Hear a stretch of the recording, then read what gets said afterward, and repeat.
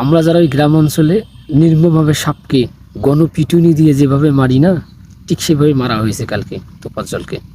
ঢাকা বিশ্ববিদ্যালয়ের ফজলুল হকে ঠিক সেভাবে গণপিটুনিতে দিয়ে তোফাজ্জলকে মারা হয়েছে। কি নির্মম, কি নিষ্ঠুর, কি আজাহানি। হয়তোবা তোফাজ্জল বারবার কান্না করে বলছিল, চিৎকার করে বলছিল, ভাই বিশ্বাস করেন আমি চুরিটি করি নাই, ভাই বিশ্বাস করেন আমি চুরি করি নাই।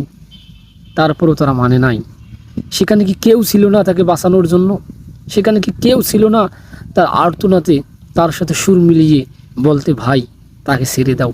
সে অবশ্যই সে হয়তোবা চুরিটা করে নাই। সেখানে কেউ ছিল না, তার অভিভাবক নাই, তার মা নাই, তার ভাই নেই, তার বোন নাই, পৃথিবীতে কেউ নাই তার। কি নির্মম, কি নির্দয়। এটা অবশ্যই অবশ্যই আমার চোখের জলকে বাড়িয়ে দেয় বহুগুণ।